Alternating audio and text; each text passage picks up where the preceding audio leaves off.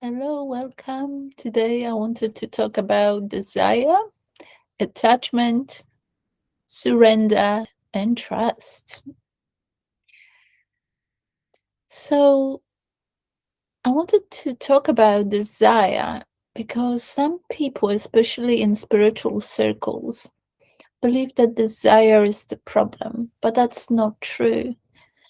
Desire is not the problem, it's the attachment to its outcome that's causing suffering.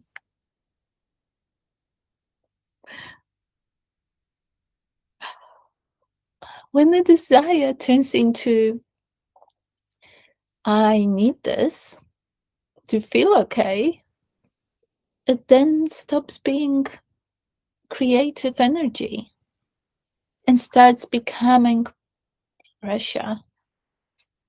And that's where the pain enters. And that's not only a desire for something that we want, like a dream, but it's even in our relationships, when something doesn't go our way, we are attached to specific outcomes, and that causes pain. Not because the desire is wrong, but because your sense of self gets tied to whether it happens or not. So, desire can be clean, where I say, I would love this. An attachment says more, I need this, or something is missing. So that contraction creates anxiety, control, overthinking, and eventually suffering. So desire becomes painful the moment it defines your sense of self, whether I'm okay or I'm not okay.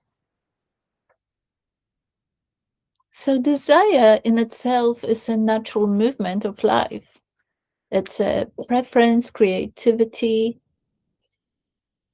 but when it's dependency, where there's a flavor of dependency, that is where things don't feel right anymore. So at the deeper level, the mind quietly makes a deal, like when this happens, then I will feel whole. Until then, something is missing. And that gap between what is and what must be is where tension lives. But that tension um, that tension, instead of bringing the desire to us, it repels it. Bringing what we want to us repels what we want away from us. So, what's surrender? Well, surrender isn't giving up on what you want, it's just releasing the grip you have on how and when it might happen. And it might sound like, I'm open to this and I'm okay without it. I will meet life as it unfolds. So surrender restores your energy. You stop fighting with reality. And that alone resolves a lot of inattention. And surrender isn't about dropping the desire completely, but it's about dropping the argument with reality. So instead of this shouldn't be happening, it must it must happen my way. It becomes more, this is what's here right now. And from that place, action becomes cleaner, less reactive, more aligned. So detachment is often misunderstood. It's not coldness or indifference. It's actually, when you're detached, you feel sense of emotional freedom. You still care, you still move toward what you want, but your inner state isn't held hostage by outcomes. You become the observer of your desires rather than being pulled around by them. So it's not like you disconnected, but more like you non-dependent. And you still care, still move towards what you want, you make decisions, but your inner state isn't tied to the outcome. A simple way to feel this difference is by giving voice to attachment and detachment. That's my kid. So attachment says, I need this to work. And detachment, I prefer this. And I'll be okay either way. And this I'll be okay either way is where the freedom lies.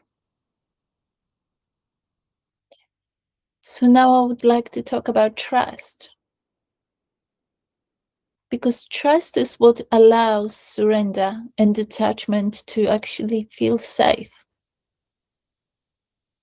Without trust, letting go feels like a loss. And with trust, it feels like alignment. You trust that what's meant for me won't require me to abandon myself. There's a timing, an intelligence beyond my control, and I can relax into it. So, how do we bring everything together? When desire becomes painful, the invitation isn't to suppress it, but it's to work on the relationship with it. Let desire rise naturally. Notice where it turns into pressure. Gently release the grip. Surrender. Stay open by not dependent. Detachment. And rest in a deeper sense of being held. And that's trust. And there's a paradox here. When you no longer need something to complete you, you are finally free to receive it. Or something even more aligned. So without trust, the surrender feels like loss and detachment feels unsafe. And trust is trusting that life doesn't need to be forced to unfold how it's meant to. You don't need to grip to receive. Because what's aligned doesn't require self-abandonment. Trust allows you to stay open without tightening.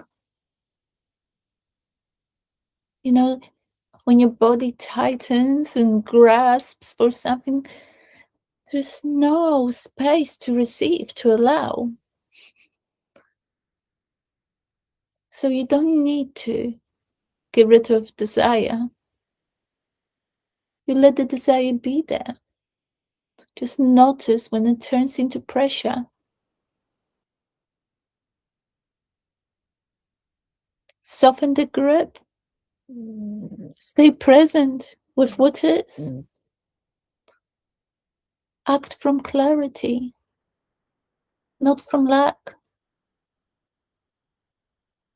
So you move from I need this to be okay to I'm okay and I'm open to this. And that's the point where desire stops hurting and starts creating again.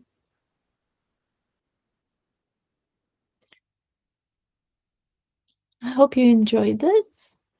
Let me know what you desire. Get in touch with your deepest desires. Sometimes we're scared to desire because of the disappointment, and that's linked with our attachment. So let me know what you desire. I'm so curious. Lots of love. Bye for now.